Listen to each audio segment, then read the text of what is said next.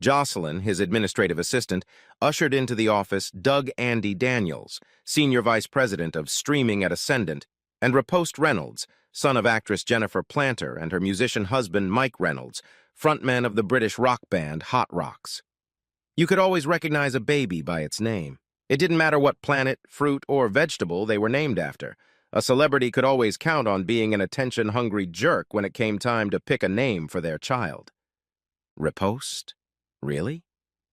Looking a lot like his father, skinny, 140 pounds, with red hair and a beak on his nose, Riposte Reynolds, unfortunately for him, got his father's looks and his mother's brains. Riposte was that Nepo kid. As a favor to Riposte's mother, who had a deal with Ascendant made before Doug became CEO, Doug agreed to listen to her son's offer to produce a television series for the Ascendant Plus streaming service. The streaming service's current program consisted of a reboot of a 50-year-old science fiction series and a half-dozen series supplied by Tyler Sherman's production factory. After getting comfortable and making sure everyone was seated and drinking coffee, Jocelyn walked out of Doug's office to her own desk and her duties as Doug's gatekeeper. Riposte glanced at Jocelyn as she walked away and was about to make a remark, but saw the look on Doug's face as he watched him stare at Jocelyn. Riposte prudently closed his mouth. While sexist and boorish behavior was still prevalent in Hollywood, the broom that had swept out scum like Harvey Weinstein was still being wielded by those who wanted to make the men and some women in the industry better. Bringing order to Ascendant after his predecessor was fired for sexual harassment was Doug's assignment from the board of directors. If Riposte had made a remark about Jocelyn, the meeting would have ended immediately. Fortunately, even a dim bulb like Riposte Reynolds was able to keep his comments to himself these days. Jennifer Planter, by all accounts, left acting to focus on her website, Splooge. The site was a mixture of newfangled self-help and overpriced merchandise. The most famous was a $1,200 rejuvenation kit that, analysis showed, consisted mostly of a mixture of bleach and hemorrhoid ointment. Jennifer's daughter, Mango Reynolds, had taken the plunge into acting with little success. Her success was due primarily to her willingness, even impatience, to appear nude in every role offered, whether it was in the script or not. And now her son was trying to utilize his mother's contacts in the industry to launch his artistic career. So, Riposte, your mom says you have an idea you want to pitch to us. Something about a new take on the cop series? Yeah, that's right. And all my buddies call me either Rip or Ripper. Doug tried not to lash out at the arrogant little shit. He knew that the only buddy this self-righteous jerk had was his mother's limo driver. Andy wasn't as successful at hiding his disdain, but thankfully Ripper let it pass his ears. We're always looking for a fresh take on cop shows. Along with soccer, they are still our most watched programs. Tell us what you've got, Doug said. Riposte smiled a huge smile. You're going to shit your pants when I tell you. It's fucking awesome. Doug made a sloping gesture with his right hand, signaling Riposte to continue. The action takes place in a big city. It doesn't matter what city, because you guys probably want to shoot in Toronto anyway, right? The hero is a badass police detective. This guy doesn't take anyone's shit. He's a real cop who blows heads off, kicks ass, shoots first, and asks questions later. That's why he's always in trouble with the chief. When Riposte paused to take a sip of coffee, Doug inwardly groaned. He'd just described the basic storyline of every cop show ever filmed. But this guy's different. And here's the thing. He's a bit of a retard. He's got Down syndrome. The title of the show is Officer Down, only Down is spelled with an E on the end. Riposte leaned back in his chair contentedly, and with a wide grin on his face, shifted his gaze from Doug to Andy, expecting their enthusiastic approval. But instead they looked at each other with undisguised horror. Riposte mistook their wide-open eyes for interest and continued his presentation. Remember that old TV show that had this guy named Corky? Imagine this guy. Here Riposte stood up and stretched his arms out in front of him as if grabbing an imaginary gun, kicking down a door. He simulated kicking down a door and stretched an imaginary gun out in front of him, and yelling like a retard, "Freeze, fathermucker!" It'll be hilarious. We might even be able to get him a cop partner to be his service dog. Doug thought to himself, oh my God, this just keeps getting worse and worse.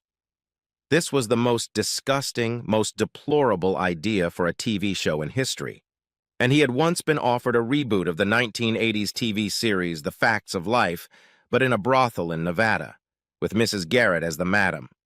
"For God's sake, please tell me you didn't offer this to someone else," Doug asked. He tried to hide his sense of disgust, and he barely succeeded. "No, you're the first. Mom told me not to give it to anyone but you." "I see," Doug said. He made a mental note to talk to Jennifer Planter about her son, and whether she, or more likely the nanny, had noticed any disturbing signs related to riposte, such as mysterious fires or missing neighborhood pets. "We'll have to think about it," Andy said. "Let's see how it fits into our schedule." He rose to his feet, followed immediately by Doug. Riposte rose more slowly. He thought there would be more discussion about production or finances, maybe even about moving to mass production without having to shoot the pilot. Andy gently took Riposte by the elbow and walked him to the door. "I promise we'll get back to you in a day or two about the next steps." Doug and Andy knew that the only step for this pitch would be to take it to the dumpster. After the door closed, Doug and Andy looked at each other and broke into synchronized laughter. Fucking naughty kids. Pulling into the garage of his Malibu Beach home, Doug was silent for a moment, turning off the ignition. He was afraid to go into his house. The house he had remodeled to his wife's specifications. The house they were to live in for the rest of their lives. The house where she was having fun with their contractor. Doug Showalter met Sharon Davis on the set of the television miniseries Millionaire Killer. Sharon wrote the script, which was approved by one of the 3 major television networks. It was the story of a Dallas oil man arrested for the murder of his wife's lover and her daughter from a previous marriage. When the events actually happened, the tabloids were in a frenzy. The story had everything imaginable: a popular oil man, his gold-digging ex-wife, her boyfriend, who played college soccer at Texas A&M. The oil man's lawyer, Harrison Highway Lee, was a fast-talking, hip, gun-toting lawyer, and the story was told from his point of view. Highway Lee was the kind of character that only Hollywood could create. He was the only one who was real. He wore cowboy boots, a Stetson, and a fringed leather suit, and every phrase uttered during the trial was replayed by every TV station ad nauseum. The miniseries was to go gold. Doug was hired as the second director of the miniseries. He had only one job as the main director at the time, but he had a good reputation as a second director who would go on location, get the cast and crew to comply, and bring back material that was often better than what the director had gotten on tape. That's exactly what happened on the set of Millionaire. The producers were not at all happy with what they saw on film and felt that what Doug did on set as second director was much better. So the director was fired, and Doug was promoted to director, on a big-budget miniseries that was over budget and behind schedule. Doug worked closely with the writer to understand what her vision for the movie was. The previous director was not interested in her input, and focused on bringing that vision to life. The Millionaire Killer was eventually filmed on time and only slightly over budget, despite reshoots required due to the shoddy work of the first director. The miniseries became a ratings blockbuster. That same year, it conquered the Emmys, winning awards for Sharon Davis for original screenplay, Reggie Broom for his role as Millionaire Killer G. Davis Conrad, and Roy Barfield for his role as attorney Harry Highway Lee. Doug Showalter also won an award for directing, but by then Doug and Sharon were already deeply in love and thinking of getting married. It all started with a flirtation on the set, which gradually grew into serious love. They were both in their early 20s, and although they were already in a relationship, neither of them had ever experienced such feelings. They were married in a small ceremony in Sharon's hometown of Plano, Texas. Married life worked out well for Doug and Sharon. Sharon continued to write scripts for television series. She became executive producer and showrunner of Highway to Hell, a series based on the heavily fictionalized exploits of Highway Lee. By the time the series' 5-year season ended, Sharon had 2 sons and decided to retire. She continued to write scripts for the TV shows she enjoyed watching, but thanks to her husband's meteoric rise, she didn't have to work unless she wanted to. Thanks to the spectacular success of Millionaire, Doug Showalter became an in-demand director. His first directing job after receiving an Emmy was the realization of a script by famous playwright Norman Stein. The script was a slapstick comedy about two middle-aged divorced men who are forced to share a cabin on a hijacked cruise ship and held for ransom in the middle of the Caribbean. The movie is a romantic comedy in which even the bad guys end up winning in the end. The movie starred Hollywood legends John Mellon and William Mathias. John and William were not only close friends in real life, but over the years they made half a dozen movies together, including several that are considered classics. Doug delivered the movie on time and on a smaller budget, and it became a huge success. Although the movie didn't win any awards, it enhanced Doug's reputation. He was offered big-budget productions, but he decided to start his own production company. He wanted to work for himself on projects he was passionate about, not just get a paycheck. It would also give Sharon the opportunity to find books or plays that interested her and develop them. Doug's production company, Shadow Showtime, in honor of Sharon and Doug and as a play on their last names, soon began with an office on the lot at Ascendant Studios. Over the next few years, they produced several movies and a dozen television series. The boys were growing up and getting better, and Doug had time to attend their games and be an active father. Doug and Sharon still loved each other and had quite a satisfying sex life. They were adventurous, sometimes a little kinky, but above all, they were monogamous with each other. That's why Doug was completely shocked to learn that Sharon was sleeping with his contractor. The boys grew up and moved away from home, Brian to Stanford and Daniel to Annapolis. And Doug and Sharon decided it was time to wind down their production company. They had more than enough money. The wealth they had accumulated was generational wealth. They had bought a house in Malibu from a retired rock singer who wanted to return to the UK because he was homesick, although Doug thought rumors of a pregnant 18-year-old high school senior might have something to do with the rocker's sudden longing for Brighton. While they liked the location of the house and its interior finishes, there was nothing sophisticated about the previous owner's taste. He'd managed to be both garish and trashy at the same time, spending a lot of money on it. Doug and Sharon turned to an architect and interior designer to completely remodel their seaside estate. Bobby Cornwell had a good reputation in Southern California. Whatever your vision, he could bring it to life, and over the next few months, he did just that. Sharon and Doug continued to live at their estate in Holmby Hills, with only occasional visits to Malibu to check on Bobby's progress. During this time, Doug made it clear that he was interested in selling Shadow Showtime productions and received a lot of interest from several studios. Chief among them was Ascendant Entertainment, which housed SSP's production offices. The board of directors made Doug an interesting offer that he had not yet talked to Sharon about. They wanted to buy SSP, but they also wanted Doug to run the studio. That is, president of Ascendant Studios. Doug got that offer in the morning. In the afternoon, he got a call on his cell phone. "Hello, Mr. Showalter. This is Kevin Brewster.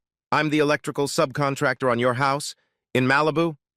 He phrased each sentence as a question, as if Doug could remodel several houses. "Yes, Kevin, I remember you. How are you?" "Mr. Showalter, I hate to call, but you should know what's going on here."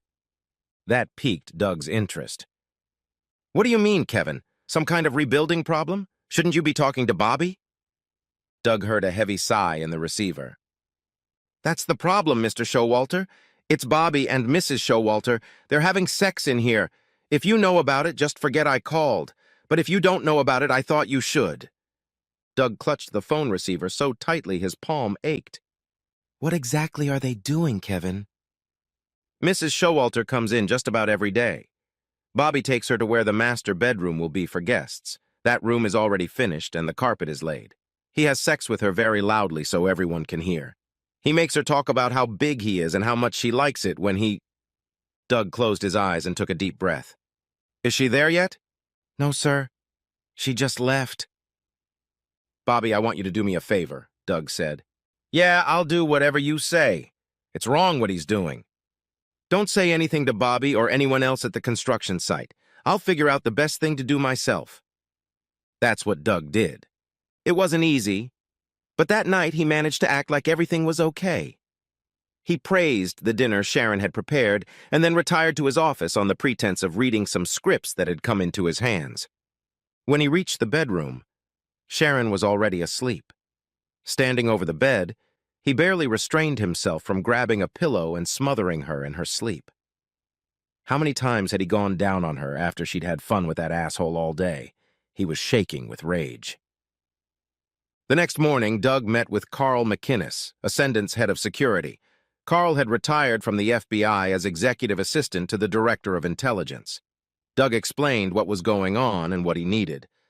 Private investigator is the easiest. I've got half a dozen names of guys in my phone who are now doing private investigations and can easily gather information and evidence. But what are we going to do about this asshole contractor? I don't want to have anything to do with getting him off the board permanently, but I'll have no trouble making his life uncomfortable. Doug left Carl's office with the names of several private investigators and ideas of revenge. One thing Doug had almost forgotten. Bobby's payment was due the following week. Doug had paid him 25% at the beginning of the job and another 25% at mid-term. It was due by the end of next week, and as far as Doug was concerned, Bobby could hold out one hand while he fiddled with the other and see which one filled up first. Doug continued to avoid sex with his wife. She began to worry about the lack of affection towards her. He explained that he had a lot on his mind with the sale of their manufacturing company. She accepted his explanation but could not hide her concern. As a result, she began to act restless and nervous. Doug's private investigator placed the recordings on a cloud server and gave Doug an access code to listen to them. In doing so, the private investigator refused to post photos or videos on the cloud for Doug. He explained that once you see something, you can never not see it again. Eventually, he would give Doug access, but for now it was only audio recordings. Doug decided that would be best. On Friday, when Doug was supposed to get his check, Doug called Bobby on his cell phone. "Hey, Doug, what's up, buddy?" Doug heard the laughter in Bobby's voice and a muffled sound in the receiver. "I know I have a check due today, but I can't get away from the office. I was hoping you could stop by and pick it up." "Sure, no problem, buddy. It's the least I can do for you, you know what I mean? How about one?" Doug caught the laughter and slight mocking notes in Bobby's voice. "An hour would be just fine. I appreciate what you're doing, Bobby." "Hey, anything to help out my favorite Hollywood couple." Doug slammed the phone down in anger. Doug didn't realize at that moment that Sharon had been with Bobby during the phone call. She was having sex with him while Bobby was talking to her husband. While he waited for Bobby, Doug suspended his administrative assistant. A security camera showed the entrance to the office, so Doug was aware of Bobby's arrival. There were cameras inside the office, too, but they only recorded video and couldn't record sound. Bobby had been to the offices of Shadow Showtime Productions before, so he knew where Doug's office was. Bobby stepped into Doug's office, extended his hand, and with a smile on his face asked, "What's up, Doug?" Doug ignored Bobby's hand. "Sit down, you piece of shit." "So you found out," Bobby said mockingly. "Well, that was a nice girl. Just give me my check and I'll be on my way. Keep your bitch on a leash and stay out of my way, and my guys will be done as soon as we can." "Go fuck yourself. I ain't paying you shit." Bobby looked at Doug with a grin. "Hey, kid, you owe me money and you're going to pay me what you owe me. You want everyone to know I was dealing with your old lady? That you're a scumbag?" Doug shrugged and looked at his watch. "She's being served with divorce papers right now. You can keep her. I don't need her." "What do I want with a cheating whore? No, dude. She's your problem. But if you don't give me my money, you and I are going to have a problem." "Fuck you." Bobby jumped to his feet. "You think I'm messing around here? I've got paychecks to pay and vendors to pay. Give me my fucking money." "Fuck you," Doug repeated, laughing. "I'll kick your ass and then I'll come back to your house and fuck your whore wife in your bed." Bobby was furious. He always had a knack for intimidating people into doing his bidding. He couldn't believe this asshole was sitting there laughing at him. If he didn't get paid, he was screwed. He was gambling with the company's accounts, and he needed to get this payment to cover the other cases he was doing, or he was done, literally, because of who he owed money to. Bobby walked around Doug's desk and raised his fist, bringing it down on Doug's right cheek. Doug jerked back in pain as he reached for it. The 15.5-inch tall Emmy statuette is made of copper, silver, nickel, and gold. The award weighs 6 pounds, 12.5 ounces. It has a round base with a diameter of 7.5 inches. The award, which usually stood on Doug's desk, was unique from any other Emmy Award ever given because it read, "For outstanding directing in a limited or anthology series or movie to Douglas Showalter for The Millionaire Killer." After getting punched in the face by Bobby, Doug grabbed his Emmy and brought it down on the top of Bobby's skull with all his might. Bobby threw a look at Doug as if to say, "What the hell, man?" then collapsed to the ground. Doug called his lawyer first. The next call was to Carl McInnes. The third call was to 911. Shortly after calling the police, Doug's cell phone rang. Sharon. He pressed the disconnect button. Doug poured himself a glass of TX bourbon and went out on the patio overlooking the Pacific Ocean. He looked out over the water, watching the sun set. It was a gorgeous sunset, one of the reasons they bought this house. Doug turned to his left toward the outdoor dining table and was surprised to find a visitor sitting there. "Sharon, what are you doing here?" To say Doug was shocked to see his ex-wife is a vast understatement. "Hi, Doug. Surprised?" "Of course surprised. It's been 2 years since we last spoke." "I know, Doug. I've been avoiding you all this time. I was too ashamed and embarrassed to look you in the eye." "Why now? Why after 2 years are you showing up in my life again? 2 years, Sharon. 2 fucking years." "I know, baby. I know I'm a monster on so many levels, but just because I've stayed away from you doesn't mean I haven't kept an eye on your life. I think we need to talk. You need to finish so you can move on with your life. To finally leave me in the rearview mirror once and for all." "Like that's going to happen?" Doug said bitterly. "My whole life was turned upside down when I found out about your affair. How could you, Sharon? How could you? And then just walk away and cut off all communication with me? I thought you loved me." "Oh, baby, don't ever think I don't love you.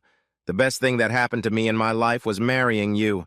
The worst was letting that snake Bobby Cornwell seduce me." Sharon looked out at the ocean and watched the sun sink toward the Pacific. The sunset at this house was gorgeous. It was why they had bought it, and she had never had the chance to spend a single night here. Her betrayal had ruined everything. "He seduced me, but I let it happen. Any reasons and excuses I give are bullshit. I made a commitment to you, and I didn't keep it. When you served me with divorce papers, I was devastated. I was wrong to have an affair. Nothing justifies what I did. I cheated and betrayed you, broke our vows, but I thought we were strong enough to get through anything. And you threw me away? Throw me away like garbage? It broke me. And then, when you got arrested..." Doug shrugged. "I had cameras all over the office. I knew the video would show him hitting me first and me defending myself. Did I try to kill him? Probably. But I wouldn't have lost sleep if I had tried. What happened to him is even better in my opinion. He is in long-term care and can't go to the bathroom by himself. I went in to see him one day. He immediately realized who I was. I've never seen such a hateful look as the one he gave me." "Oh, baby, why did you do that? He was a lowlife. You could have gone to jail. He wasn't worth it. I wasn't worth it." Doug looked at his ex-wife for a moment before he spoke. "What was I supposed to do? Not only did you have sex with him, but you publicly humiliated me along with the workers. The things you said and did, the things you shouted out to be heard. How could I accept that and keep my self-respect? But to walk away and refuse to see me or talk to me, to cut me out of your life? I couldn't believe how cruel you were to me." Sharon nodded her head sadly. "I knew you would eventually calm down and overcome your anger. I knew you would try to make up and give me another chance. But I also knew you'd be miserable if you tried. It would ruin you. No, our marriage was over and I ruined it. That's why I left and cut off all contact. I told my lawyer to get a divorce as soon as possible. I wanted to disappear from your life and give you the freedom to start over. Maybe I did the wrong thing. Maybe I should have talked to you. I thought you were too angry with me to want to listen. I've made so many bad decisions over the years." "So why are you here now?" "Part of it is what I said a moment ago. To let you know it's over. So you can yell and swear at me. You can hit me if it makes you feel better." Doug sighed. "No, I don't need closure. Your note gave me everything I needed. I didn't know if you read it. Part of me thought you'd tear it up and throw it away. Doug pulled his wallet out of his back pocket, extracted some sort of object from there, and unfolded it. It was two pieces of paper stapled together. They were frayed and wrinkled, as if they had been unfolded for reading many times. I read your note at least once a week, he said, and some weeks even more often. Can you read it to me? Asked Sharon quietly. Doug shrugged his shoulders. If you want to. I'm not sure why you want to hear it, though. Please, Sharon said, speaking again so quietly that Doug barely heard her. Doug began to read, My dear husband, words cannot express how sorry I am for ruining our marriage. I was a foolish woman who allowed herself to be flattered and seduced by a young man. They say there's no fool sillier than an old fool, and it's pure truth. 25 years ago, I stood before you, my family and God, and swore an oath. To be your wife, to love you, to comfort you, to cherish you, to forsake all others, and be faithful to you as long as we both shall live. I have failed you, failed myself, and failed our sons. I ask nothing of you in a divorce. A home is years away, our shadow. Showtime is yours. I don't want any alimony. I want nothing but your freedom. You are released from your vows. I pray that our sons will forgive me. I pray that my God will forgive me. But most of all, my sweet, beautiful husband, I pray that you forgive me. Your loving, unfaithful wife, Sharon. Doug's voice began to tremble as he finished. I forgive you, Sharon. I forgave you a long time ago. Sharon smiled at Doug. Thank you, baby. I know we can't be together, but I'll always love you. Doug cleared his throat and picked up his whiskey glass. I'm going to get some more whiskey. He shoved the papers into the cigar ashtray so they wouldn't be blown around by the coastal breeze. Does my father still send you a bottle of TX? Every Christmas, Doug said, opening the sliding door to the house. He poured himself a couple fingers of bourbon and stepped outside, out onto the empty deck. He walked to the end of the deck to see if Sharon was walking on the sand, but she was nowhere to be seen. She had disappeared from his life again, just as she had since the divorce. Doug sat back in his chair and took a sip of bourbon before picking up some papers from the table. On the first page was a copy of Sharon's note. He had other copies in his office and on his nightstand. Attached to Sharon's note was the second page, a newspaper clipping. The clipping had been made the day after her note. He had read this clipping so many times that he had memorized it by heart. Emmy Award-winning writer Sharon Showalter has died at the age of 46. The body of Sharon Showalter, Emmy Award-winning writer of the miniseries. The millionaire killer was found in the front seat of her car, parked outside the Century City apartment complex where she lived. The cause of death appeared to be a self-inflicted gunshot wound to the head. Showalter was co-owner of Shadow Showtime Productions with her ex-husband, award-winning filmmaker Douglas Showalter. The Showalters recently divorced amidst divorce rumors on Mrs. Showalter's part. Police say there is no sign of a struggle and the public is in no danger. Police say a note was found, but its contents are private and will not be released to the public. Funeral arrangements have not yet been finalized. Doug folded the papers and carefully placed them back in his wallet. He took another sip of bourbon and looked out at the ocean, where the last rays of the setting sun were reflecting off the Pacific Ocean.